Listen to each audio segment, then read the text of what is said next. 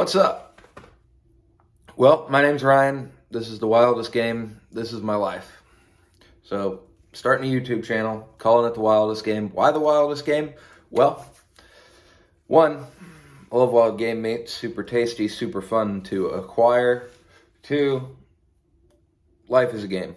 And my life, pretty wild sometimes.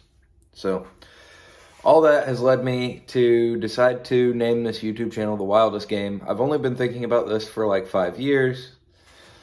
It's funny. Every time I tell my best friend, yeah, I think I'm going to start a YouTube channel. He goes, yeah, sure you are. Because I've been saying that for like 5 years. So now's the time. It's now or never. So I'm going to put out a few short videos and we'll see what happens. But this is my life. So a lot of the content is going to be building stuff. Some redneck fabrication. Got my beautiful Harbor Freight welder back there and a pile of tools. I've got a Land Cruiser outside that needs everything. I've got a four-wheeler in the backyard that needs work on it. I've got a camping trailer I want to build out. I've got boats I want to fix up and run. I've got deer to kill. I've got hopefully turkeys to kill if I can figure out how to do that. I got fish to catch. I got things to do. And I'm going to take you with me, and hopefully being on YouTube and making YouTube videos will give me some kind of structure that makes me actually follow through and do the things that I need to do to satisfy my own selfish desires. And maybe, just maybe, in the interim, I can also entertain you while doing that. So without further ado, let me introduce you to some of my projects. So this is my garage. Currently opening. It's currently a terrible mess, as you can see. See, I live in a tract neighborhood, so you can see all my neighbors' houses also look like my house, and vice versa.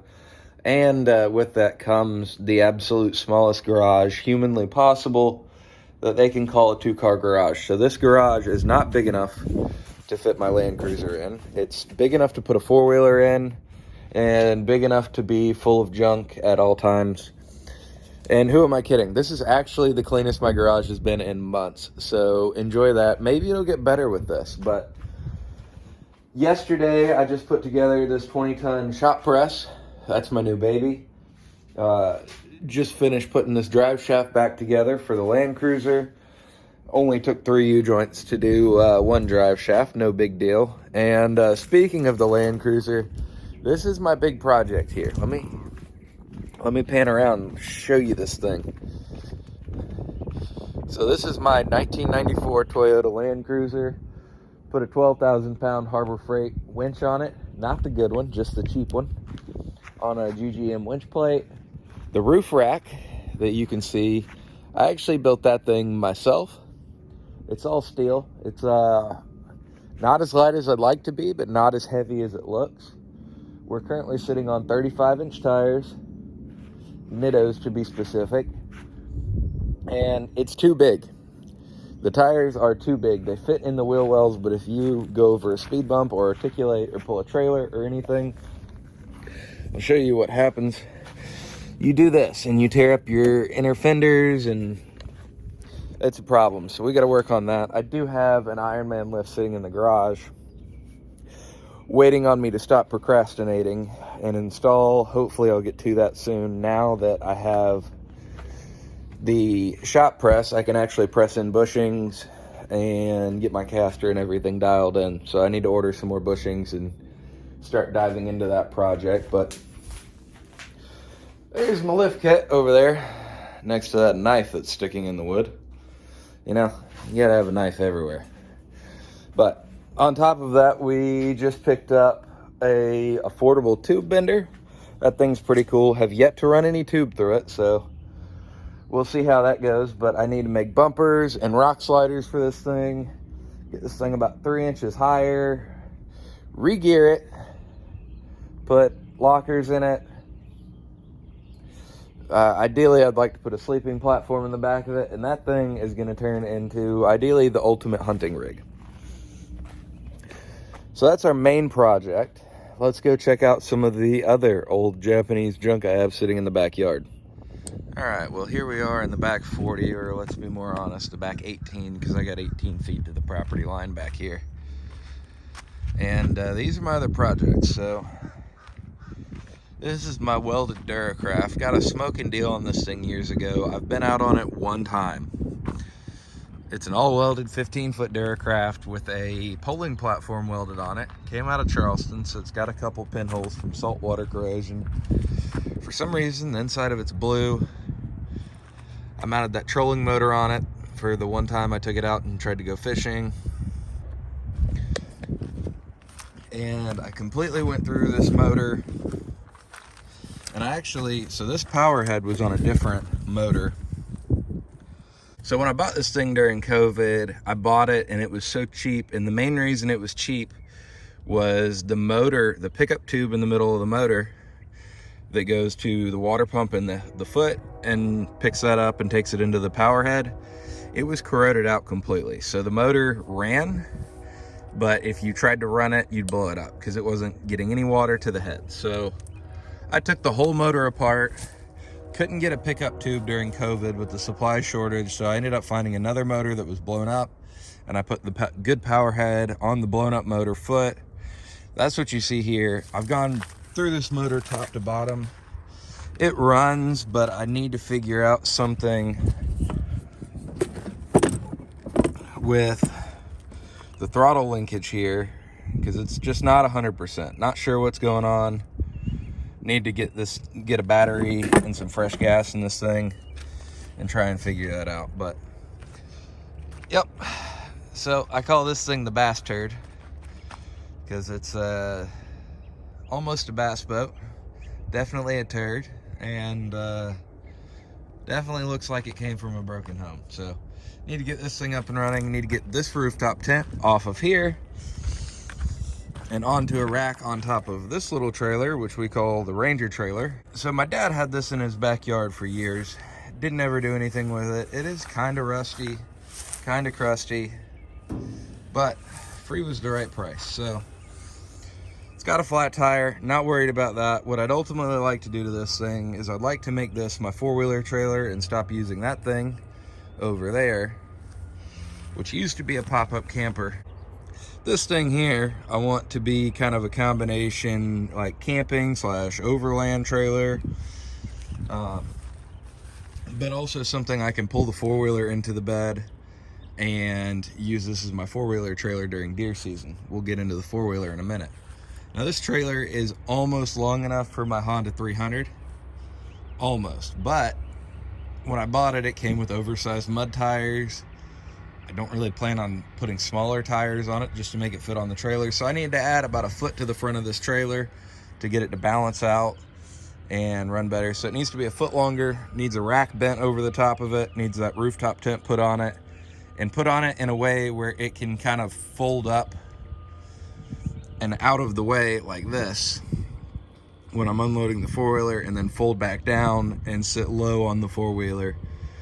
That way I can load and unload the four-wheeler while also sitting on it.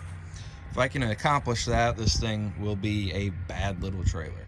All right, on to the belle of the ball. This is my Honda 4Trax 300. Picked this up right at the beginning of deer season this year for a song. She ain't much to look at, but she gets the job done. There's Ranger. Range, say hi. Good boy. Who's your good boy? Who's your good boy? Can you shake? Hey, hey, shake. Hey, you've got to shake. That's my boy. There's Callie. Who's your good girl? I think he saw a bird. Anyway, so Range, trying to film here, brother. This is my 300. 4Trax 300. What? 4.3. I mean, what can you expect here? This is my 4Trax 300. Like I said, I'd like for this to go on that there yonder camo trailer. However, it is about 3 inches too long. So I'm at a foot to the nose of that trailer before I put the rack on it. And I think that'll be about perfect to balance it out. And then probably put it on some Jeep wheels and tires to give it a little more ride height, make it look a little cooler riding behind the Land Cruiser. This thing doesn't need a whole lot, but it does need some work. So you can see zip tie mod there. This thing starts and runs every time. I'll do a little cold start just for funsies. Help if I take it out of gear. There we go.